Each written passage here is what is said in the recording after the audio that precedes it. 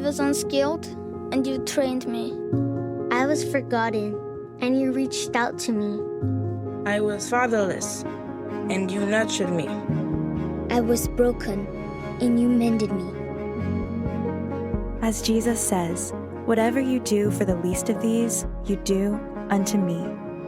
Support a child in His name through Compassion International at compassion.com/unto me. Family movie night just got easier with Fandango. Reserve seats in advance, skip the lines, and even cancel if plans change. Plus, with Fandango's fan club, save on every trip to the movies. Want to stay in? With Fandango at home, you can stream your family favorites right from the couch. Whether it's a weekend outing or a cozy night in, Fandango makes movie magic simple for the whole family. Download the Fandango and Fandango at Home app today. Holidays feeling hectic? Pillsbury is here to lend a hand. Roll out some magic with cookies, crescents, crusts, and more, fresh from the oven. 'Tis the season for big smiles and easy wins with Pillsbury. Well, hello there and welcome back. My name is Stephanie Safarian and you're listening to episode 571 of Sustainable Minimalists. This is a listener-supported show about intentional and eco-friendly minimalist living. And on today's show, I am offering you a cautionary tale about screens in my household. We're also discussing Jonathan Heidt's absolute banger of a book, The Anxious Generation, which I recently read. If you have not read it yet, I won't give too much away today in the episode. However, stop what you're doing right now, pause my voice, and request it from your library. I believe this should be essential reading for everybody, not just parents. The book is really just that good.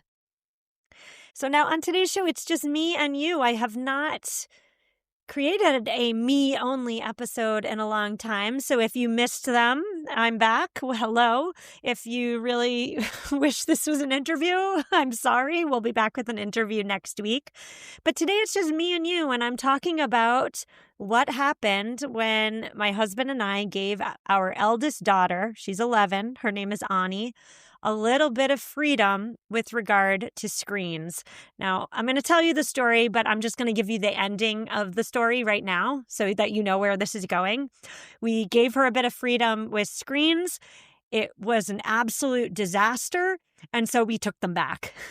That's where this story's going today. Throughout my saga, and it is a bit of a saga that I'm relaying to you, throughout the saga, I will be interspersing a bit of research, what research says about the impact of screens and phones, particularly social media, on our children. I'm also going to be interspersing some of Jonathan Heidt's wisdom as we go through today's episode, and we will wrap it all up with a bow with some action steps and tips from somebody who made a big mistake and then course corrected. So that's what we're doing today. Now, before we talk about the big fat parenting mistake that I made recently, I want to give you a little bit of background. So if you've been listening to this show for a while, you already know that my husband and I, we tend to err on the side of caution with regard to our children and screens. They do not have any personal screen devices. They do not have unfettered access. We're not anti-screens, right? Like, they do watch television, but they don't watch it every day. They never had like screens or devices when we went out to dinner. That meant that they had to learn how to sit and converse and behave in a restaurant. If they needed an activity, we gave them a coloring book or an activity book. We very rarely, only in emergency situations, gave them our own personal phones to use and play on. We said very early on, from the day that they could ask for a phone, we made it clear that our phones are not their toys. Our phones are not available for them to play on. And I want to set today up by mentioning this to make clear the point that in my house, we have tried to delay the entrance of screens for as long as possible. And that's primarily because I want my daughters to be spending their time doing other things than staring at screens. I want them to play. I want them to create. I want them to read. When they are punching buttons on screens, they're not doing any of those other activities that enable their brains to grow, that enable them to reach their capacity, their ability.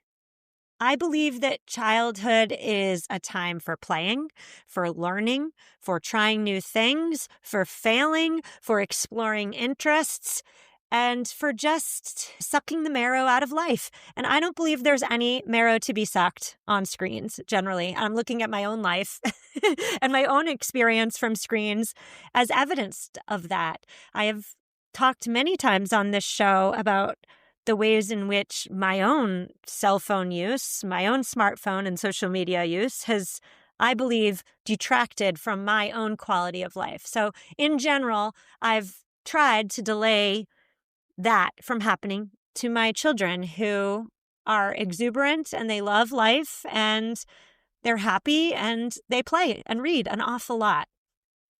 So we have proudly delayed screens. And I do think that this strategy has worked overall. My 11-year-old Ani, she is a voracious reader. Prior to the addition to screens, which we'll talk about in a minute, that was my big fat mistake. Prior to that, reading was her preferred leisure activity. So she had a moment of downtime, she would pick up a novel. How amazing. My daughters, they never complain, or I shouldn't say never, they rarely complain about being bored. They know how to entertain themselves. They know how to entertain themselves without screens, without tech, right? I should mention here too that it's not just screens we try to stay away from. It's really just any unnecessary tech. So if they want an Alexa to play music, how about we just get you an old school CD player instead, or a radio? So they want that light up flashing puzzle game with all the literal bells and whistles. How about we just do a real puzzle instead as a family? This is like my number one parenting tip for new parents or parents with young children who are listening right now. You don't even have to listen to the end of the episode. I'm going to give you the thesis statement of today's episode right now. Delay the screens. Yes, delay the screens, but also delay the unnecessary technology within reason. Don't kill yourself. Don't go crazy. But in my opinion, in my experience, the special sauce comes when we delay, redirect, and delay some more. The reason is that screens and tech and flashing lights and sounds, they are difficult for our children and ourselves, right? They're difficult for all of us to turn away from. But more on that in a minute. Okay, so let's go back to Ani. She was in 5th grade last year, okay? In 5th grade, she started coming at us hard for tech, for a smartwatch or for a phone or for an iPad or for an Alexa even. For whatever her friends have, she wanted, right? She tended to fall back on those timeless kid arguments that kids always give, that heck I gave my parents when I wanted something as a kid. All my friends have it, or you're so mean, you're depriving me, or you just want me to be left out, like all of that, or I promise I'll XYZ, right? All the timeless arguments, we've heard them, we've said them many a time before. Well, I'm proud to say my husband and I, we stayed firm. We saw the benefits of a screen light existence firsthand, right?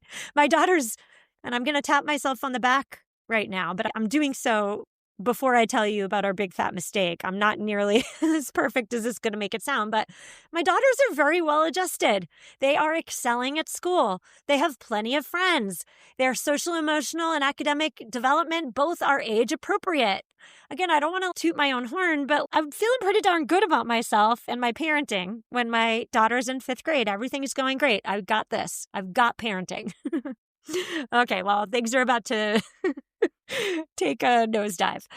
Fast forward to this past summer, so 5 months ago. Ani, again, she's 11. She went to not 1, but 2 sleepaway summer camps. Each were 2 weeks, so 4 weeks total she spent at summer camp. Amazing experiences. She loved every moment. No screens at summer camp. That's one of the benefits. They're fully immersed, fully living. She came home with tons of new besties, new friends, right? From all over New England, yes, but some from all over the country, Texas, Florida, you name it. You know what's coming. Ani wants to keep in touch with her friends. She doesn't want her friends' parents to text me so that they can set up a phone call, right? She wants to text her friends herself. And that sounds so reasonable, right? Doesn't that sound reasonable? Like you made all these friends and you want to keep in touch with them? Even today, after I know I made a big fat mistake as a parent, that still sounds perfectly reasonable. Now, I'll pause here in the story and I'll just say that my husband and I, we didn't immediately just say, yes, you can have all the screens. We didn't do that. We took weeks and weeks. We researched. We decided on the best course of action. We weighed pros and cons. We tried our best to be good parents. But my daughter, she is a good kid and she is doing well in all facets of her life. So we wanted to reward her goodness on some unconscious level, I think.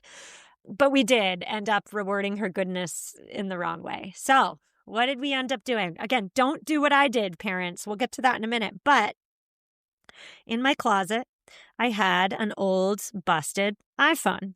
The screen is ridiculously cracked. It barely holds a charge. It's very old. We made her an Apple ID. It's basically just an email address, no phone number. I set the parental controls on this thing on my own account. I put a passcode on my old busted phone so she could only use it after I entered the code. Now, to give her credit, she did use this phone to text with her new camp friends for a few weeks, let's say 3 weeks. But after 3 weeks or so, the phone became all about texting her friends who live in town, who she could very easily hang out with in real life, right? But no, the screen had already taken its hold. The rule in the house was she could use it to text with her friends for 30 minutes a day. But let's be real, parents who are listening, you already know, 30 minutes turns into 40 minutes, 40 minutes turns into 45 minutes because, oh, she just has to do this one more thing. She has to finish this one thing. Now, I'll pause here too, and I'll say that in the community in which we live, the majority of parents tend to give their kids a smartphone upon entering middle school. So come September, my daughter entered middle school, and all of a sudden, all of her friends had near unfettered access to screens. So her friends are creating memes and sending them out in group texts. Apparently, that's what 11-year-olds do these days. Chain texts are still happening too, apparently. Like, you know, a chain text, send this to 5 people and your crush will kiss you on Monday. Like, all that stuff is still happening. It's just like time wasting. But because all of her friends are doing it, she wants to do it as well. She doesn't want to miss out. So this old busted phone that was supposed to be just for texting her out-of-state friends became a way in which she could, I don't know, do silly stuff with her friends who live in town. The original purpose of giving her some freedom with a phone morphed before my eyes. Now, another thing happened at the end of summer and the start of middle school. And this big thing that happened created a perfect screen storm in my house.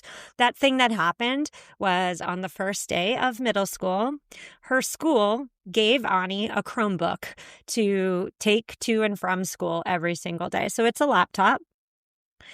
And she went from texting on this old busted phone for about, let's just be liberal and say 40 minutes, 5 days a week, let's say.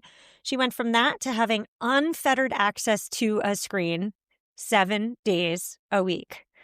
And Ani is a smart girl. She learned pretty quickly that if she told her parents, if she told me that she was doing homework, then I would let her use it, right?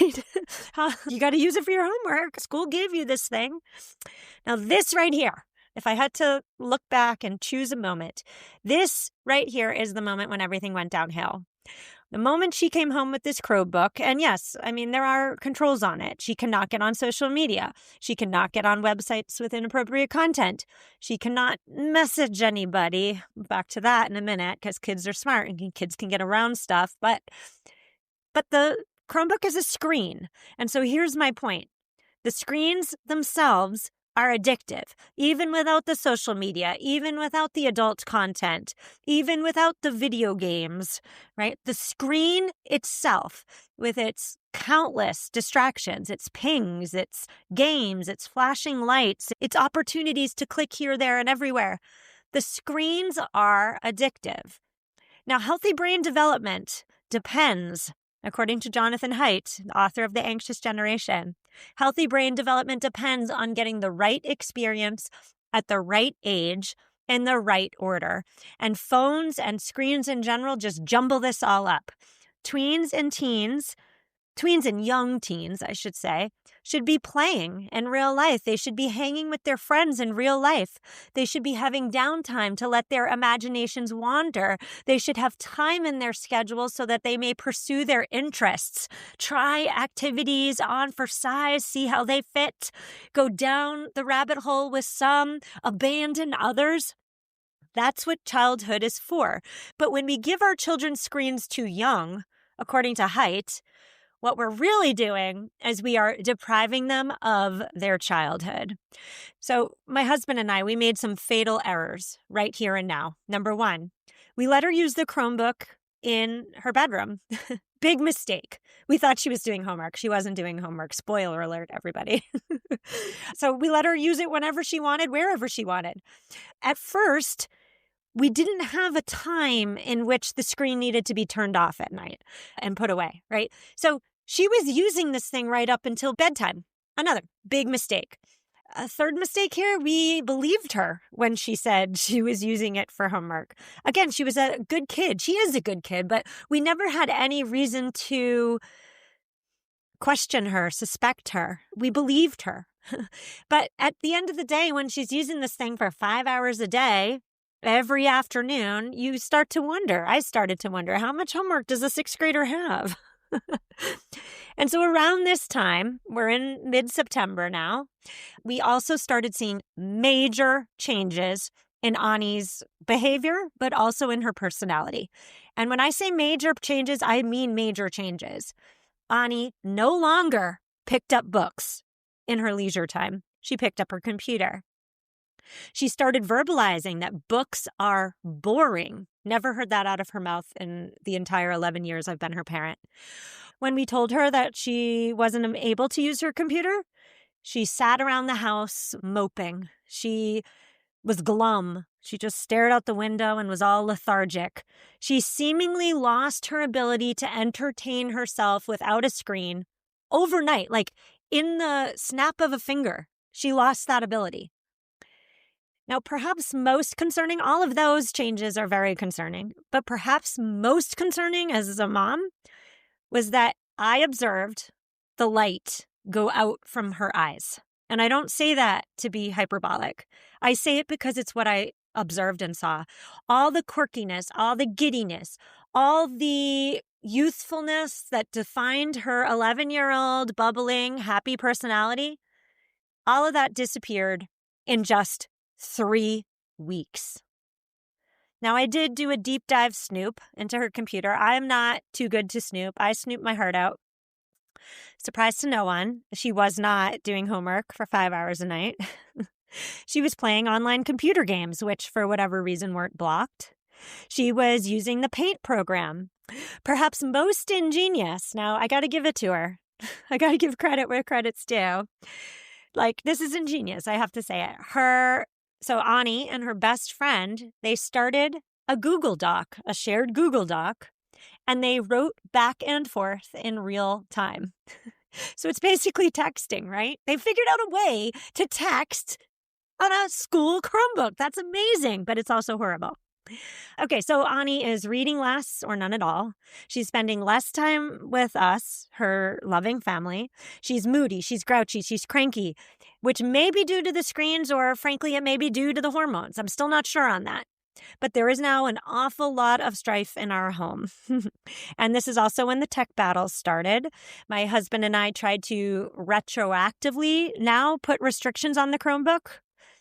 Use it only downstairs. Don't bring it into your room. It's only for homework. You have to have it often in your backpack by 8 p.m. again, not surprisingly, Ani did not like these new rules, which we frankly should have put in place on the first day of middle school when she got this computer. But my husband and I, we just didn't know any better. We didn't know any better. So she starts sneaking the computer into her bedroom at night. I fall asleep, and in the morning when I wake her up for school, there's a computer sitting by her. What are you doing, Ani? That's supposed to be in your backpack and off. How late did you stay up on this thing? She's outright defying us. Her sleep is being impacted. She's tired, and because she's tired, she's irritable. When she's not on the Chromebook, she's asking for the Chromebook or she's asking for the phone. Her tech-free moments are spent thinking about tech. And Jonathan Heidt talks a lot about this. A substantial portion of kids' attention is spent worrying about what's going on in the screen metaverse, right? So even if our kids are not on screens at the moment, they're likely still thinking about what's going on the screen. I saw this firsthand when my daughter would glumly move about the house, staring out the window. She was not in the land of the living. Even though she wasn't on a screen, in her head, she was thinking about the screen. Thinking about the screen took her out of the moment. And I want to reiterate, as a parent, this was really darn frightening. To see such huge changes in my daughter's behavior, but more eerily so her personality. And again, like a lot of it is the fact that she's a preteen starting middle school, sure. But I think a lot of it too is the screen. Lots of things are happening developmentally. I get that. But all of these behavioral and personality changes coincided with the addition of screens in her life. And that fact just can't be ignored. So we're going to take our ad break. And when we come back, we're going to talk about Jonathan Heidt's 4 foundational harms of phones. We'll talk about that. And we'll also talk about how I think, fingers crossed, my husband and I finally course corrected. I'll see you in a minute. We live in a world overflowing with cheap, disposable stuff, and footwear is no different. All too often, the inexpensive or trendy footwear is uncomfortable, and that's because of their narrow, unnatural shapes. The trendy stuff also is cheaply made and often doesn't last, but Duck Feet's different. Since 1975, designed in Denmark and handcrafted with old-world craftsmanship, Duck Feet makes leather shoes and boots that are foot-shaped. Each pair is lovingly built with durable, natural Italian crepe soles and sustainably made, socially conscious Terracare leather. They are resolable, which means you can keep a pair of Duck Feet for the rest of your life, and many people do. Just check out the thousands of 5-star reviews on their website. I have a pair of boots from Duck Feet. They're so comfortable I can walk miles in them, and I happily do. They break in, they mold, they stretch to your foot, they build character and memories along the way. Stop buying disposable footwear. Head to duckfeetusa.com and use code MamaMinimalist for $50 off your first pair. That's duckfeetusa.com with code MamaMinimalist for $50 off your first pair. And we're back. All right. We have to talk about Jonathan Heidt's 4 foundational harms of smartphones. All right. So the premise here is that smartphones are harmful to our kids in 4 ways. The first one is social deprivation. Our kids, when they're given phones, they stop hanging out with their friends face to face in real life. They just take their whole identity and they move it online. They're not living in the real world. They're living in the metaverse. That's foundational harm number 1, social deprivation. Number 2 is sleep deprivation. When your sleep is disturbed, you're more likely to become depressed or develop behavioral problems. And I should say that this is more pronounced in girls, but it does happen to boys as well. Foundational harm number 3 is attention fragmentation. When teens and preteens have continuous access to smartphones at a developmentally sensitive age, and make no mistake, preteen and teenage years, they are developmentally sensitive ages. When they have continuous access to smartphones at those ages, it may very likely interfere with their emerging ability to focus. And foundational harm number 4, according to Jonathan Heidt, is addiction. They cannot turn away from the phones even if they wanted to. they're addicted. So my daughter, Ani, she definitely displayed foundational harm number 1, social deprivation. She just wanted to be on the screens, not with her friends in real life. Foundational harm number 2, sleep deprivation. Who even knows what she was doing on those days when she snuck the computer into her room and was playing when I was asleep. Number 3, attention fragmentation. Even when she's not on the screen, she's thinking about the screen. She can't re-engage in the land of the living because she's still in the metaverse. She displayed that foundational harm as well. And the only foundational harm that she did not display was addiction. Thank the Lord above.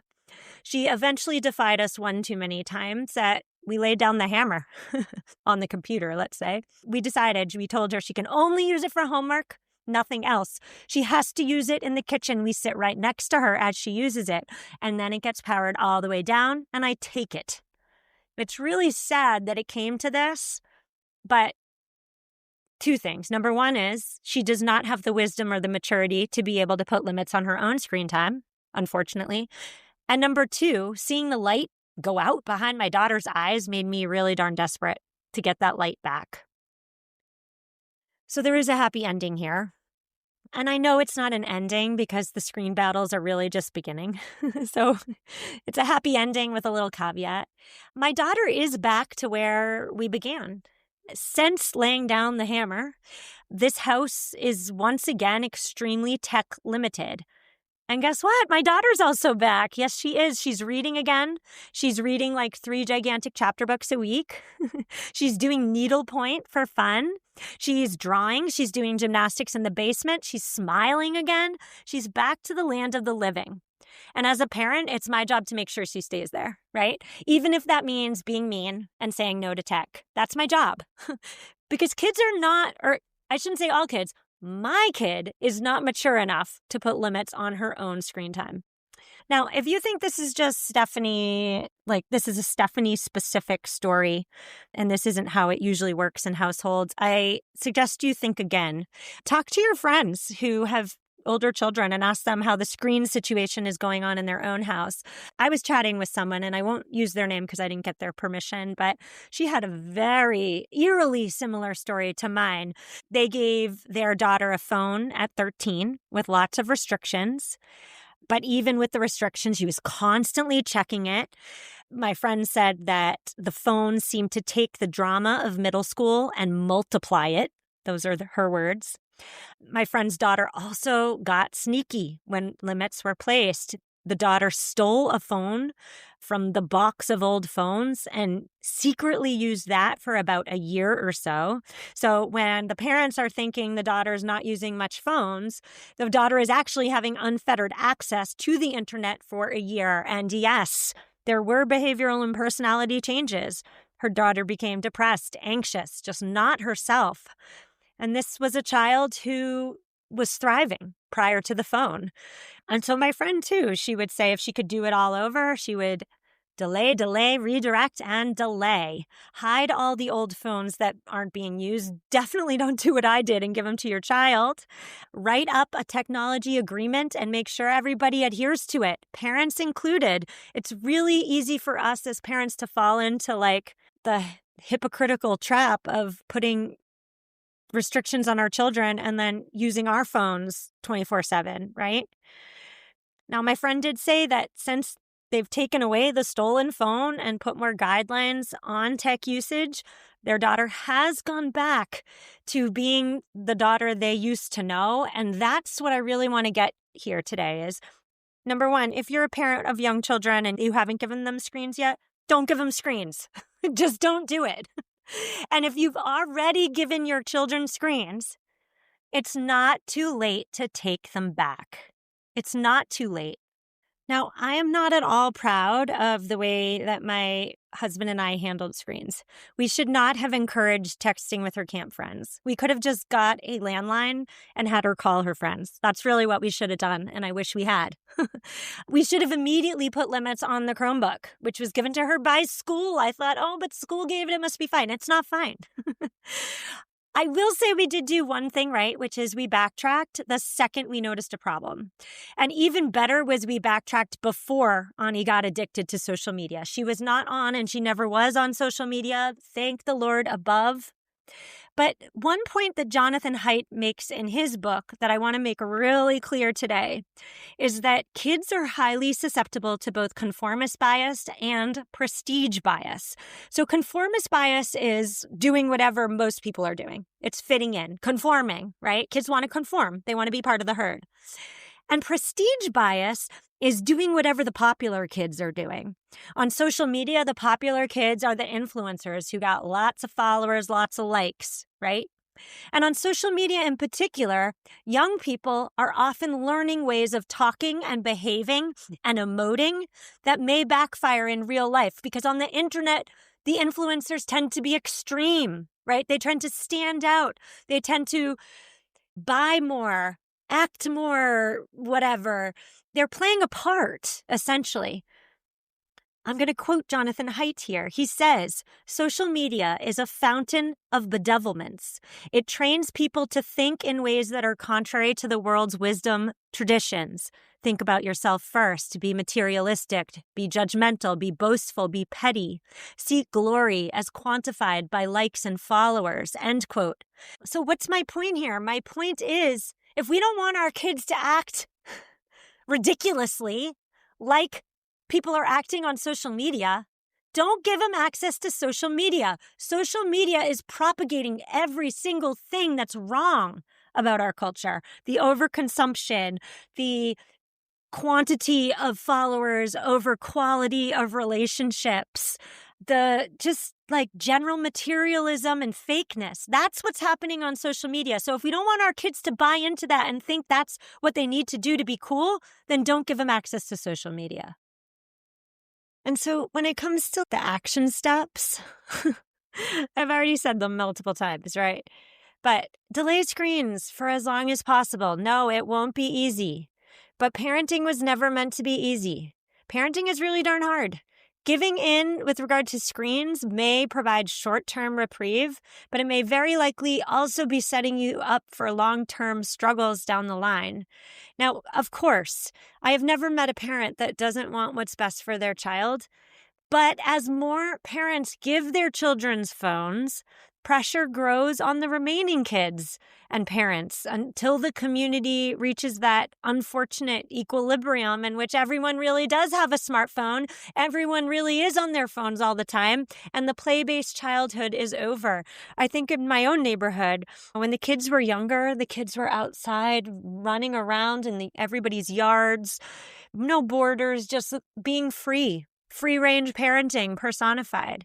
But with every year that goes by and more kids are being lost to the digital world, less and less kids are outside running around playing with each other.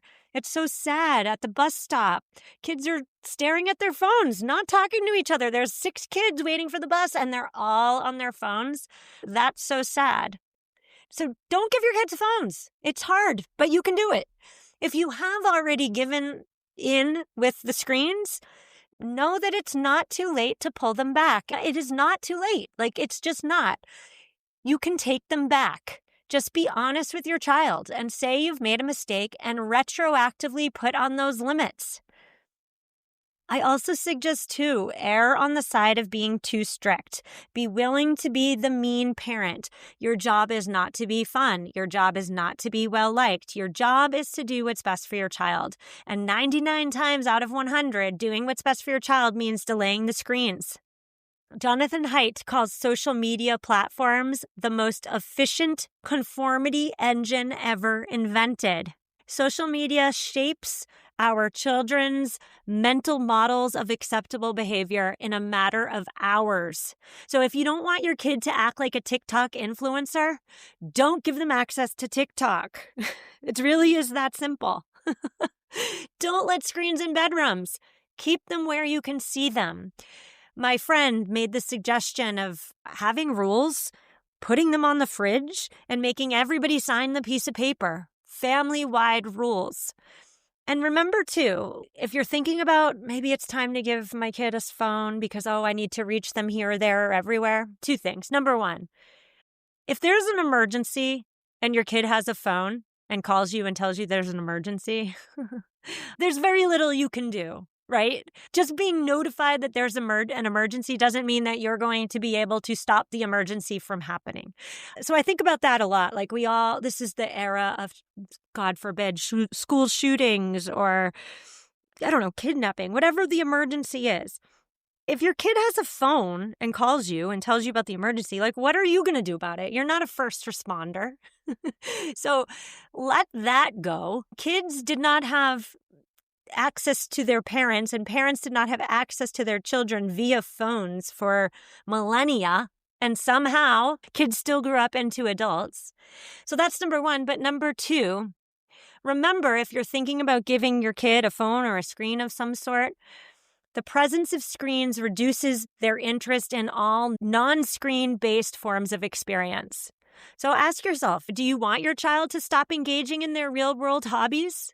Because that may very well happen if you give them unfettered access to a screen. It happened to my child. It happened in the blink of an eye with my child. And that's what was so scary. If you want your child to practice guitar, you should not give them a cell phone. If you want your child to explore their hobbies, you should probably not give them a cell phone, because once the screen comes into the picture, the screen has a way of just taking over. I saw it firsthand. Now, one more thought from the anxious generation that I'll leave with you today. Puberty is a time when we should be particularly concerned about what our children are experiencing. If a child goes through puberty with a lot of, soccer, that's going to make lasting structural changes in their brain. If a child goes through puberty with a lot of exposure to video games or social media, that is also going to cause lasting structural changes in the brain, for better or for worse, right? The more engaging the experience is, the more lasting structural changes in their developing brains will take place. So what kind of changes do you want to take place in your children's brains as they develop? I'll leave that for you to determine on your own. So that's our show today. I hope my parenting snafu, my parenting mistake, gave you something to think about. Show notes are at MamaMinimalist.com/571. Next week, we will be back, and we are also talking about, interestingly enough, we're talking about my tween again. Next week, we're talking about the skincare Sephora haul craze that is just hitting tweens hard right now. Maybe you've heard. We're discussing, first of all, what's going on there. Why are our tweens, who have like perfect skin to begin with, feeling the need to go on 20-step skincare regimens and buy all the things from Sephora? But we're also talking about how to steer our children towards products that don't have the potentially harmful ingredients, like the phthalates, like the parabens, like the fragrance, you name it. So that's next week's episode. I will see you then. As always, please reach out if you need me. Thanks for being here, and take care. If you're a maintenance supervisor at a manufacturing facility and your machinery isn't working right, Grainger knows you need to understand what's wrong as soon as possible. So when a conveyor motor falters, Grainger offers diagnostic tools like calibration kits and multimeters to help you identify and fix the problem. With Grainger, you can be confident you have everything you need to keep your facility running smoothly. Call 1-800-GRAINGER, click Grainger.com, or just stop by. Grainger, for the ones who get it done.